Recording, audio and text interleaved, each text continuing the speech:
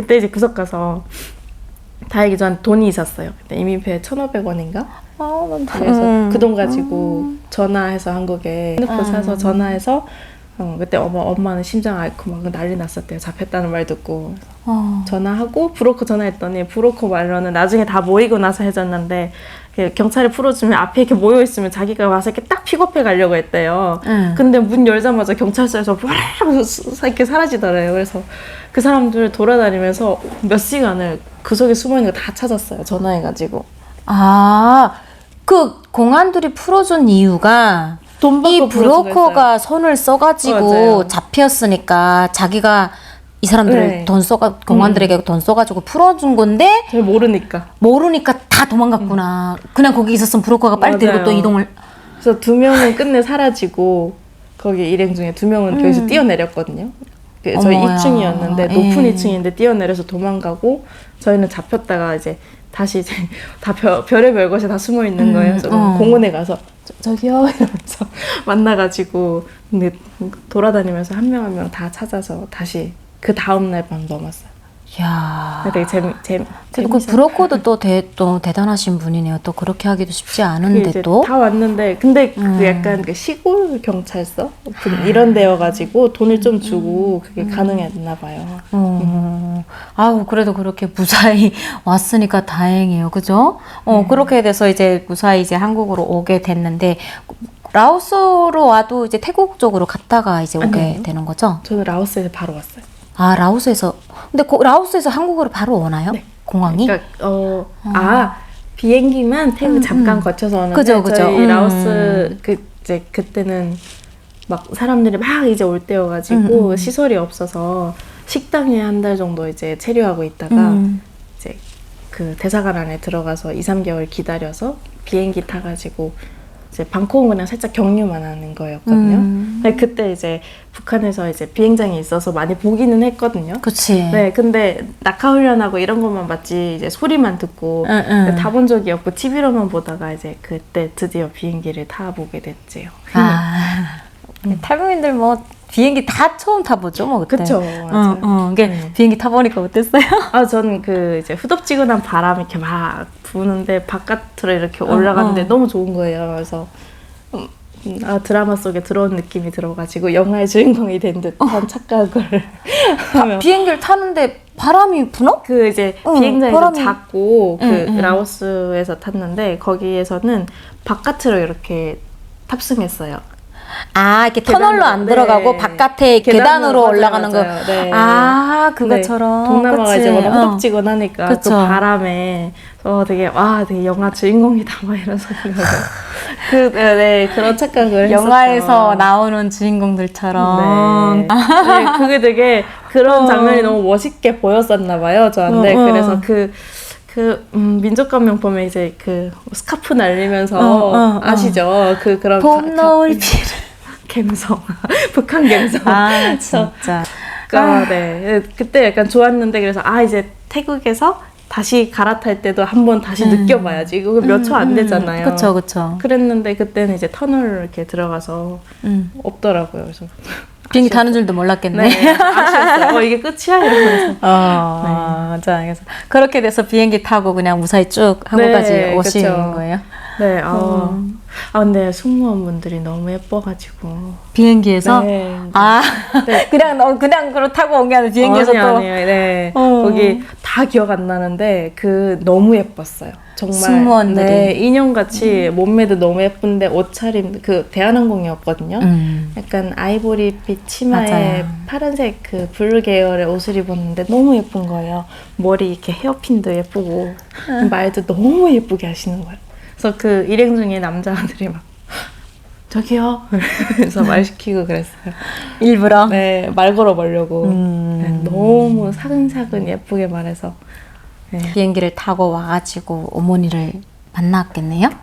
그쵸. 국정원 하나원 지나서. 하나원 때 면회로 만났어요. 그쵸. 하나원에서 이제 이제 미성년자니까 또 맞아요. 면회 시켜주고 가족이니까. 딱 한 번 만났어요. 그게 어머니를 만나니까 어땠어요? 만감이 교차하죠. 근데 그 전에도 이제 한 몇 년 떨어져 살다 보니까 북한에 있을 때는 엄청 이렇게 엄마를 그리워하고 막 그랬는데 되게 서먹서먹한 감정도 있고 그 몇 년 떨어져 있는 동안에 그리고 또 이제 드디어 만났다라는 그 어떤 마침표 그런 느낌도 들고 막 그동안에 있었던 서러움도 막 북받치고 아유, 그랬죠. 그치. 네. 처음엔 많이 울었어요. 그치. 엄마 품에 안겨서 엉엉 울고 할 때지, 그 나이 때면. 이제 10대 때 왔으니까 학교를 다니셨을 네. 거잖아요. 아이고, 이제 우리. 아니요, 그냥 목이 이렇게. 네. 학교를 그러면 다니시면서 북한에서 금방 왔으니까 뭐 우리 직행이라고 표현을 하잖아요. 불편한 것도 많았을 것 같아요. 우리 특히 그렇죠. 이제 언어라든가 막 사투리 막 애들 막 놀리기도 하고 막 너 어디서 왔어? 막 물어보기도 하잖아요. 근데 제가 대안학교를 다녀가지고요. 그 이제 다 비슷한 친구들이었어서 네 그런 건 없었어요. 친구들의 뭐 놀림이나 이런 건 없었는데 다 같이 모르는 처지였어서 근데 이제 사투리가 좀 심하고 그랬어가지고 밖에서는 말을 잘 안 했어요. 거의. 그치. 네 다른 사람들이 친할까봐. 들으면 안 되니까 전화 통화도 안 하고. 그치. 그러고 이제 일반 남한인들 만날 때 그때는 정말 아무것도 모를 때니까 말할 때 용어에서 이제 외래어나 아니면 뭐 인물이나 아니면 고전에 등장하는 어떠한 그런 비유나 묘사가 나오면 그때는 이제 모르잖아요. 그래서 얼추 알아듣는데 모르는 게 많아서 그런 거는 물어보거나 그때 이제 물어보는 걸 좀 그래도 부끄러워하지 않아서 이렇게 계속 물어봤어요. 이게 뭔지. 그러면 친절하게 설명해 줬었고 나중에 핸드폰, 스마트폰이 나오고 나서는 이제 그때도 모르는 게 너무 많아서 그때 검색해봤어요. 막 이제 얘기하면서 뭐 좋은 글씨나 이런 비유를 하면 알 것 같은데 이제 확실히 모르니까 이제 검색해보고 나중에는 이제 책을 읽는 걸 다행히 좋아했어서 읽게 되었죠. 다행이다. 근데 그렇게 또 적응은 또 젊음이 그래서 또 좋은 것 같아요. 그쵸? 맞아요. 그래도 좀 나는 그런 게 있었거든요. 올리막 올라가세요! 막 이랬더니, 야, 너 조선족이냐? 막 이런 적이 있었어요. 네. 우리 있죠, 바다 있죠. 선생님도. 저 이제 그때 제가 딱 하나원 나오고 나서 이제 크리스마스였거든요, 곧. 그래서 엄마가 이제 구경시켜준다고 마트 가가지고 크리스마스 용품 이런 거를 이제 문에 거는 리스 이런 거 사줬거든요.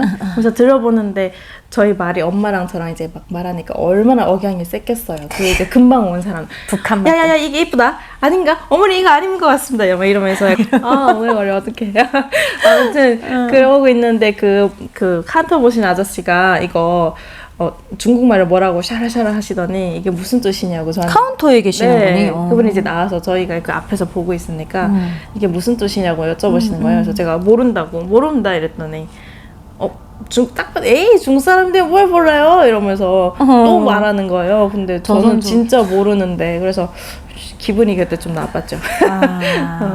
그랬던 참. 적도 있고 아이고. 또 이제 백화점 가면 친절해서 자꾸 뭘 도와드릴까요? 뭐 요즘은 이게 유행인데 그쵸, 뭐 그쵸. 사이즈를 이러면 너무 무서운 거예요. 이렇게 사야 될 것 같은 돈은 없는데 사야 될 것 같고 말하는 것도 좀 두려워서 도망 다녔어요. 학교 다닐 때 또 용어를 몰라서 약간 좀 곤욕까지는 아닌데 그 어떤 친구가 저한테 이렇게 와서 탁 발짝 끼면서 나랑 연 먹으러 갈래? 이러는 거예요. 제가 길 가고 있는데 명동에. 연 먹으러 갈래요? 네, 웃기죠. 지금 웃기죠. 웃기는데 제가 그때 한국 온 지 1년 안 됐을 때여가지고 가다가 이제 나만 교복 옷 입은 예쁘장한 애가 와서 이렇게 어깨동무 딱 하더니 나랑 껌 씹으면서 연 먹으러 갈래? 이래서 그래서 난 떡볶이랑 같은 건 줄 알았어요. 그게. 그래서 이러고 있다가 이렇게 그냥 약간 좀 상황 판단하려고 했는데 그 친구가 그냥 다른 친구들이랑 막 깔깔거리면서 가는 거예요. 그래서 그 뒤에 오는 친구한테 저보다 이제 좀 남한에 대해서 아는 친구한테 여시 뭐야? 이랬죠. 그랬더니 왜? 여시 여긴데 왜? 이러는 거예요. 그래서 제가 나보고 연 먹으러 가자는데 이랬더니 어떤 년이야? 이랬는데 인파 속으로 사라졌어요. 그래서 그때 이제 좀 당황스러웠죠. 엿이 여긴지 몰랐거든요. 연 먹으러 가자 하니까 떡볶이집 이런 데 가면 엿도 파니까 같이 가자는 줄 알았는데 모르는 애니까 연 먹으라는 건 욕이에요, 한국에서. 그러니까. 근데 좀 이해가 안 돼요. 왜 엿이 여긴지. 아이고, 그쵸. 그러네요. 그러고 보니까 그쵸. 엿이 왜 여기지? 이해가 안 되네요. 바다소년이 이제 글을 쓰게 됐고 이제 힘들었던 적이 있었잖아요. 그 우울증을 이겨낸 게 이제 시를 쓰게 만들었다라고 했는데 그러면 따로 뭐 시를 배워주는 분이나 이런 게 없이 혼자 그렇게 되게 되신 거예요? 네, 그때는 이제 시를 배운 적이 없었고요. 그냥 책을 읽는 거 전부였고, 이제 한번 의뢰를 해봤어요. 그 시를 쓰시는 분한테 시를 쓰고 싶은데 써도 될까 했더니 그냥 취미로만 쓰고 하지 마세요라는 답을 들었거든요. 근데 이제 그때 마침 그 다른 어떤 문학 공간에서 제가 쓴 시를 낭독하셨는데 그 시를 듣고 이제 신인상을 주겠다고 연락이 왔었어요. 그래서 이걸 제가 준비가 안 된 건 알았거든요. 사실 제가 쓴 시들이 시라고 썼지만 그냥 짧게 쓴 글이지 정말 시라고 하면 정말 함축적이고 운유적이고 그 상이 들어가 있어야 되거든요. 근데 제가 쓴 것들은 그냥 저의 감정의 이야기들이었어서 그게 시라고 말할 수는 없었는데 그런 기회가 다시 없을 것 같은 거예요. 그래서 욕심나지만 앞으로 이제 배우 가겠다고 그 상을 받았어요. 그래서 신인상을 작은 씨앗 채송아라는 동인지에서 주셨거든요. 그래서 받게 됐고 마침 그때 또 막 많이 써가지고 분량이 좀 있었는데 그 주변에 이제 언니 오빠들이 모여서 이걸 시집 출판하자라고 해서 그 텀블벅이라는 사이트에 이제 올려가지고 돈을 이제 그 모아서 출판비를 마련해가지고 출판사 만들어서 출판을 하게 됐어요. 네. 그렇게 돼서 시집이 탄생을 하게 됐네요. 네. 또 그 이야기는 저는 또 처음 듣는 것 같아요. 이게 글은 계속 쓰는 거잖아요, 그렇죠? 네, 쓰기는 하는데 장르가 좀 바뀌긴 했습니다. 장르가. 자, 그럼 엄마의 도움으로 이제 중국을 거쳐서 이제 한국을 거쳐서 이제 한국까지 이제 비행기 타고 오게 됐는데 제일 먼저 하고 싶었던 거는 뭐 따로 있었나요? 사실 막 그렇게 이거 하고 싶어 이런 건 없었는데 제가 오니까 사촌 동생이 저보다 먼저 와 있었는데 동생이 이제 그래도 선배라고 2년 선배였거든요. 한국 저를 데리고 이제 롯데월드를 데려가셨어요. 그래서 저는 이제 사실 롯데월드가 있는지도 몰랐거든요.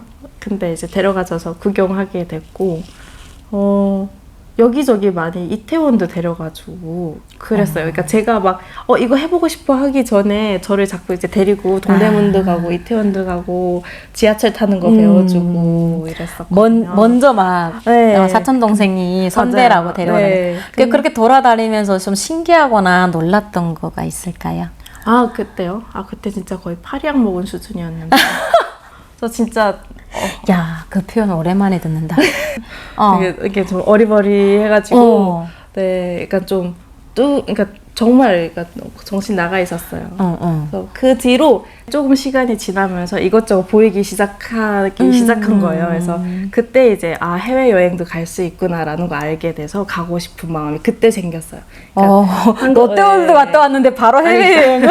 그러니까 좀 시간이 조금 걸린 거죠. 조금 그래도. 그러니까 조금 이제 세상이 흘러가는 걸 보고 나서 그치. TV에 뭐가 나오는 걸 보고 나서 여행도 갈 수 있구나. 그때는 이제 초반에는 아예 꿈도 못 꾸고 몰랐는데 이제 서울을 조금 보니까 이런 것도 할 수 있겠네? 내가 갈 수도 있겠네 싶어서 이제 여행도 가고 싶다라는 마음이 그때 좀 생겼고요. 네. 그러고 나서 이제 갔어요? 네, 나중에 가게 돼서 한두 번 가게 됐어요. 근데 그때가 이제 약간 성취감도 들고 좋았었고 처음에 이제 진짜 한국에 왔을 때 그러니까 이게 초반에 1, 2년은 거의 다 이제 멘붕 상태여가지고 잘 모르겠지만 이렇게 충격은 많기는 했죠. 지금 생각하면 아무것도 아닌데 그 이제 처음 아파트 문 열고 들어왔을 때랑 그 식탁 옆에 문이 있는데 그 문 안에 화장실이라고 이제 엄마가 네 그랬어가지고 집안의 화장실이 저 북한에는 밖에 있잖아요. 다 바깥에 재래식이고. 맞아요. 그랬어서 그 부분이 좀